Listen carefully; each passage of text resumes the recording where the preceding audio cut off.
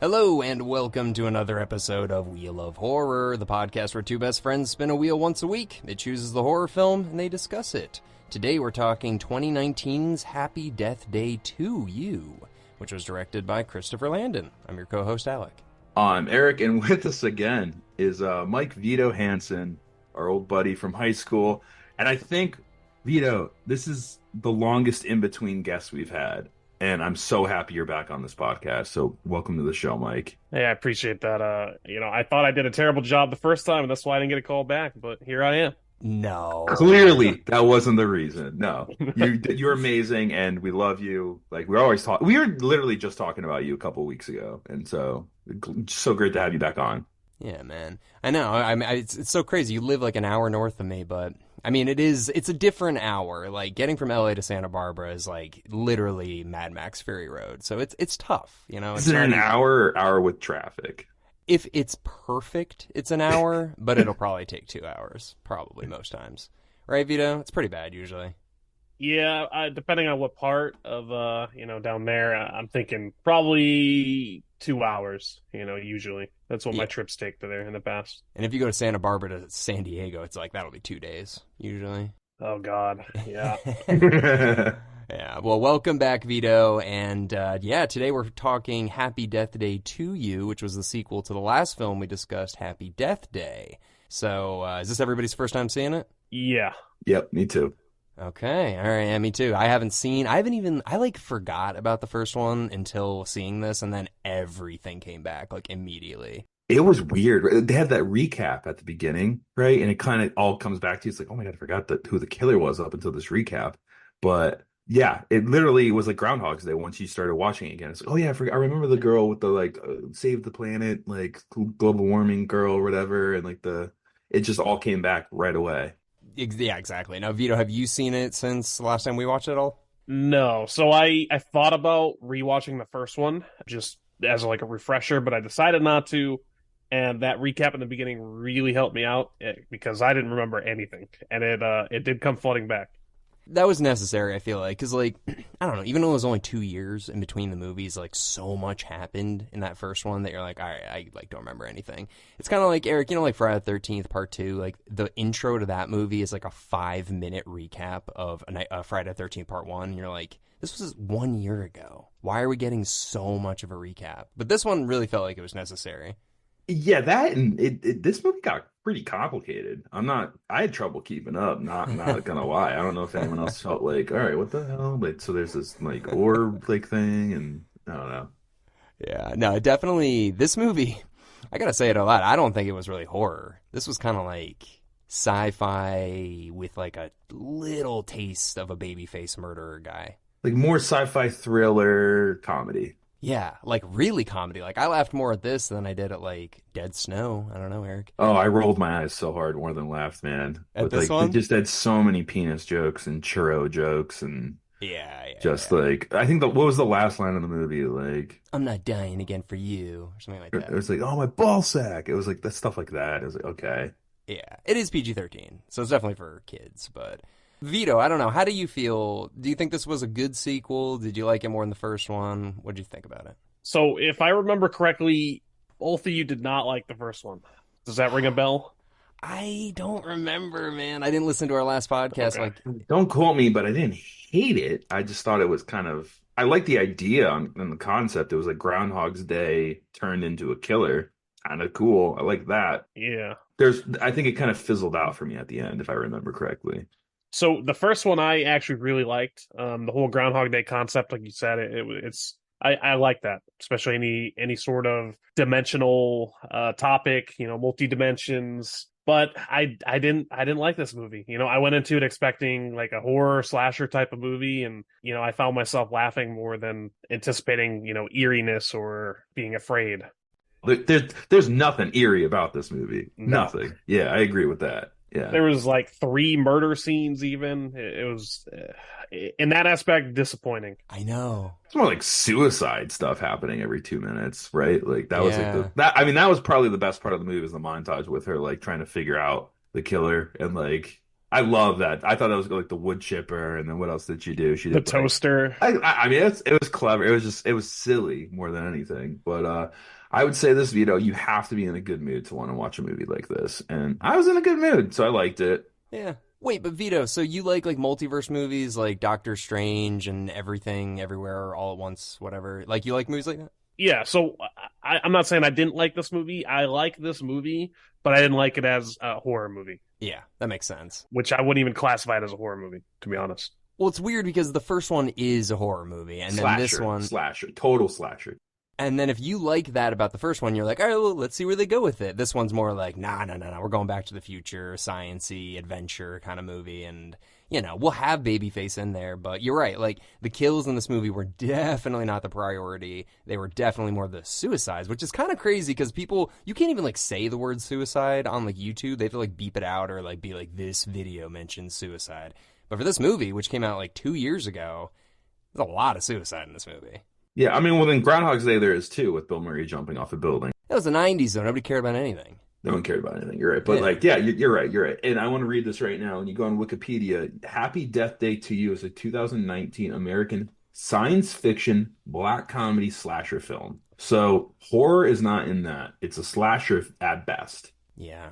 So you nailed it, Vito. Yeah. I can understand why you wouldn't like it, though, Vito. It's definitely such a departure from the first one that you're just kind of like, this isn't even like it's the same characters, and I guess it's the same story, but the entire genre feels different. But I don't know. What do you guys think about the opening though, where it has the other guy, the Asian guy with the blonde hair? He becomes kind of like caught in the loop thing. What do you guys think of that? I got interested in it. I was like, oh, what are they doing? And I thought it was cool. And then I realized, like, oh, this is the day after where we ended. So the loop, it became instead of 1 day, 2 days. It became the February 18th and 19th, technically. Yeah, yeah, because he walks in as if it was the end of the first In the movie. morning of the 19th is when he walks in. Right. Yeah. So it makes you question, like, why is this? Because I don't remember in the first one they ever mentioning that he was part of this, like, insane science club that's working on, like, the future of multiverses. Yeah. We never saw his character. Yeah, we did. But we saw him walk in. Right. We saw him walk in. But he became the main, almost like I don't know, one of the main characters, right? Yeah. Yeah. They introduce a whole new character, like that whole science club. I don't think they were in the first one at all, and they become kind of like main characters. But the thing is, it's hard to do a movie where none of the characters remember anything that's happened. So it's like we like them as like a baseline, but we're just like they're not really developing because every day it's just they forget everything. I don't know. It was weird. Right, but at the start of this movie, like there was like the killer was knocked out a window and killed, and it was like a sorority thing. So the campus would probably be shut down in truth, if that was really the Yeah. what happened. Right. So a little bit of plot holes there, but I mean, it's how do we do a sequel? Is probably what the writers came around and like we need to do a sequel. And right now, I'm going to do a little quick sequel stats, Alex, that I usually do.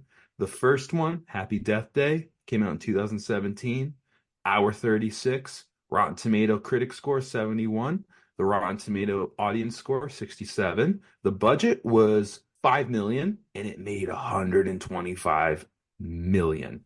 Oh wow. You make a movie for 5 mil and it makes 125 mil, and you're an executive. You're like, when's the sequel coming out? It's the law.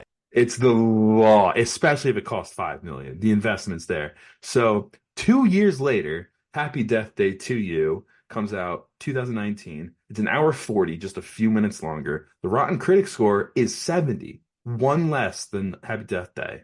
The Rotten Audience is 60, seven less than Happy Death Day, the first one. The budget, they were like, you know what? We'll give double the budget. They gave 10, not even 9 million for the budget, but it only made 65 million. That's still a lot of money. It's still for 10 million making 65. Yeah, But yeah. you know at the end of this, it's like, okay, this is a beat a dead horse to death, I right? guarantee you they're going to make a sequel, dude. Because, like, the thing is, yeah, they're making enough of a profit, and also people seem to be in agreement. Like, the audience score and the critic score for this one and the previous one are all kind of like, it's pretty good. Like, that's, like, nobody hates it, There's not, like, a critic hates it, audience hates it, everybody's kind of in agreement about it. It's all making money. 100% there's going to be a third one. Guaranteed. Totally. And they both came out around February. Like it's like a Valentine's Day killer. pretty much. They don't say it, but it's like this is like a Valentine's Day horror He's like a movie. cherub, I guess. He's a stupid baby, but yeah. Totally like a Cupid. You could even say whatever. So how would you guys do a third? Vito. Well, really quick, let me ask you guys: did you guys see the mid-credit roll scene? I did. I Oh, did you with the did? government. The Okay. government, yeah. Okay. Vito, did you? No, what was that?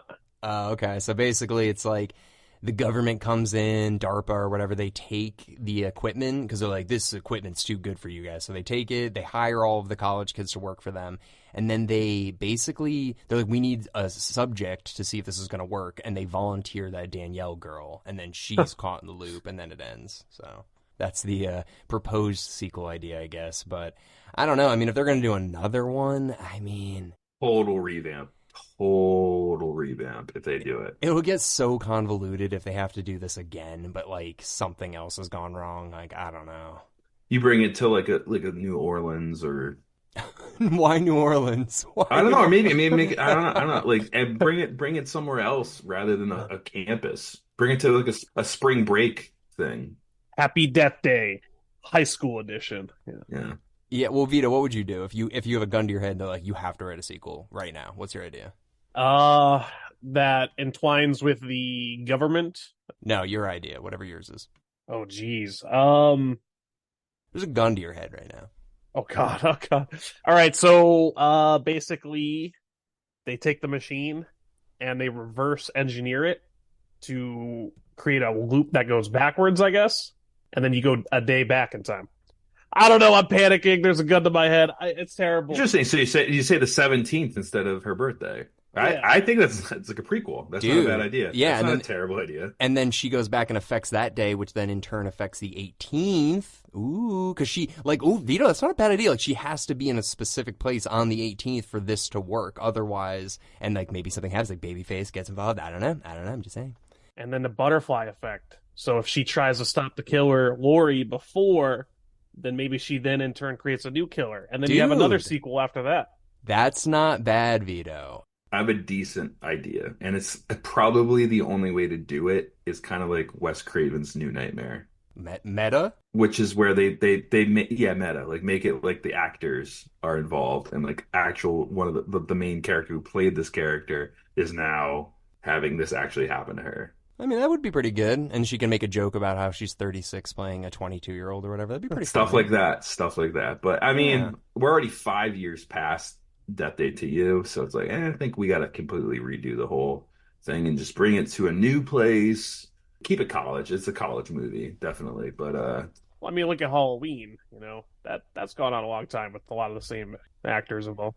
yeah, and they've done the sequel 40 years later, which is insane. So I mean, the movie, like, it does get pretty confusing. Like, I guess the plot is basically they figure out this the machine on campus is what caused this time loop in the first movie, and now what's her face Tree has gotten kicked into a parallel universe where her mother's alive, her boyfriend is with the mean sorority girl Danielle. There's other like minimal notices, but basically she has to decide if she wants to go back to her universe where her mom's dead but she's still with the Craig guy, or does she want to like take over this universe where her mom's still alive and she doesn't have any memories of her, but she's like, should I do this? I don't know. So that was dumb. I hated the mom thing about it. really, I hated that part of it. I thought it was so Dude. cheesy when they're like doing the birthday candle and stuff, and like, maybe because I'm so removed from like happy like Lifetime movies and stuff like that. Like when I saw it, I was like, it's kind of sad. you were Jesus. A little bit. I was like, You were? oh, the mom's alive, like a little bit, because I never watched shit like this. I don't know.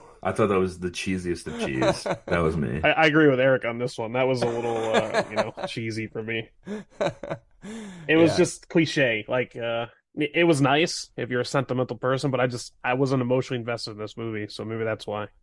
Yeah. No, I mean, I don't know why it hit me for some reason. I was just like, wow, she's alive. That's really nice. I'll tell you one thing I was impressed with, the continuity. Going from a movie that was made in 2017 to this and actually having the cast and everything look pretty much perfect, that's not easy. The lighting, everything looked great.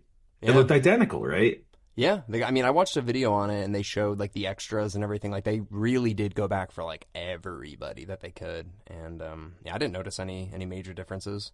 That to me is probably the most impressive part of this movie. That's not easy to do. Like going to the hospital again with the axe. And I remember like, oh yeah, that was the same thing. That was the same. Wow, they did a good job there. I mean, people grow their hair differently. They get older and stuff. It's just, I thought they did a great job. Yeah. Yeah. You guys have a favorite comedic moment in the film? Yeah, I'll start when she jumps out of the plane and just like Oh, like just I thought that was stupid, but I liked it. And like somehow she miraculously lands next. Like it's like no, you would have to be an expert skydiver to even plan that. yeah. For context, Tree, instead of getting killed by Babyface every day, which resets her clock, she's like, I'm just going to kill myself every day. So she jumps out of a skydiving jet in a bikini and lands directly in front of her, boyfriend in a parallel universe with her ex, with whatever, the Danielle girl. So she kills herself in front of them. Anyways, it's pretty funny. It's fine. Why does she flick the audience off? Why doesn't she flick them off? This is just a fun movie, I guess. Like that's the only way to say it. Like obviously you're in a theater, you see that, you're like, that's the most ridiculous thing ever. Yeah, yeah. It's just enjoyable. People like to laugh and be like, oh my God. How about you, Vito? You got a funny moment?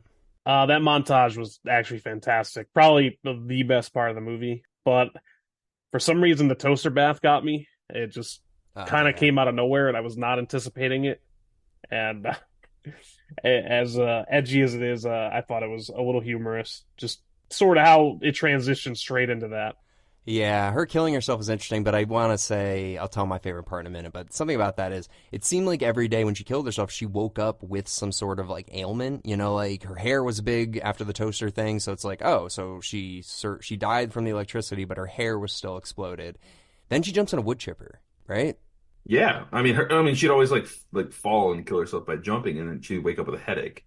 But how do you what's the wood chipper effect? Does your nails all hurt? Like how does Yeah, well, no, because like she drank the bleach or whatever in the grocery store. Then she had to like wash it out with water. She woke up after the toaster with her and she had hair to all, chug water and she was disgusted. Yeah, right? Like exactly. and then she jumps in a wood chipper and she wakes up and it's like you should be in pieces right You should now. be in like you couldn't be walking right now. You must be in so much pain. Yeah, because they say in the first one when she goes to the doctor looks at her insides and he's just like, you shouldn't be alive right now because she's got the wounds from the times that she's been stabbed. But this time, she should be fucked up. I don't know. Yeah, but like it's like, oh, we're having fun. Who gives a shit? That's what the writer says. We're having fun. Probably. But I mean also like how do you survive jumping out of a plane and just turning into a million bits?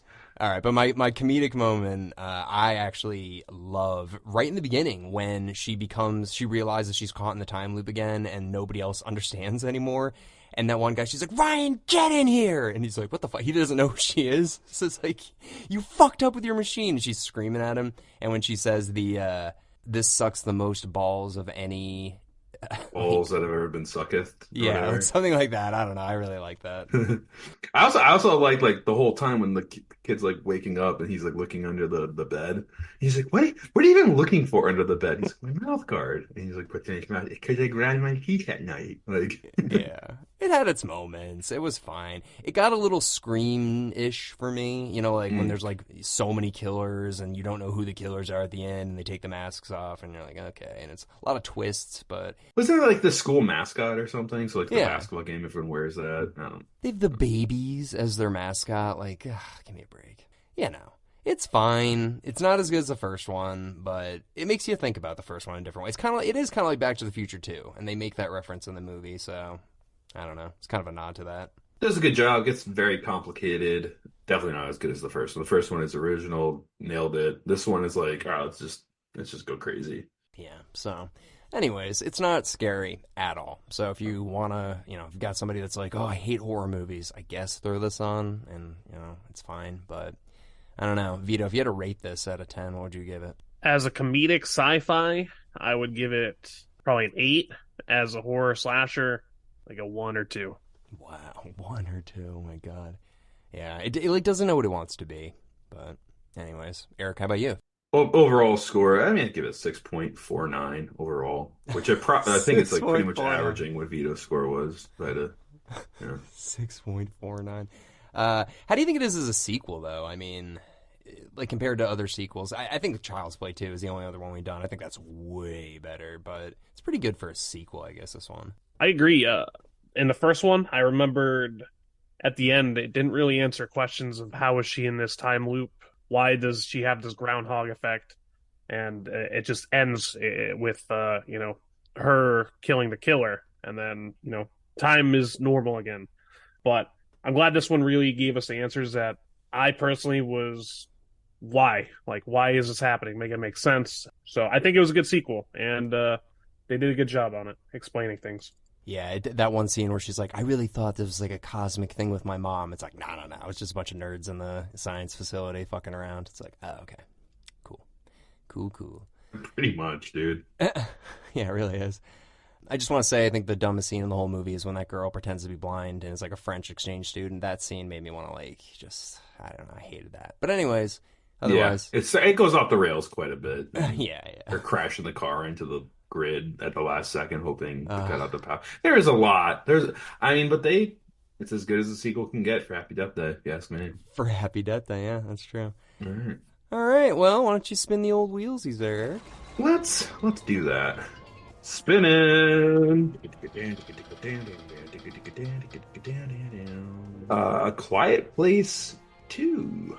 Oh, yeah, nice. Okay, cool. So we have Dom Berger coming on for that one. Why didn't they just call it A Quieter Place? The most quiet place, yeah. There's A Quiet Place 2. That sounds, I don't know. Maybe we'll find out. I think it's part 2. I don't know. Maybe they should have said part 2 then. Maybe it is. I don't know. Maybe I'm wrong. Maybe I just wrote it wrong. Yeah, we'll see. Well, anyways, Vito, thank you for joining us today, and we'll definitely have you back sooner than another 2 years from last time. Hey, appreciate you guys having me on. I love movies, and it's nice to talk to people about them and give a good review. So thank you for having me. And we love you, Mike. We love you too. Movies love you too. Don't forget. Anyway, thanks, Eric. Alec, wrap it up. All right. Well, thank you, everybody, for listening into our discussion on Happy Death Day to you, and we'll see you all next week with A Quiet Place 2.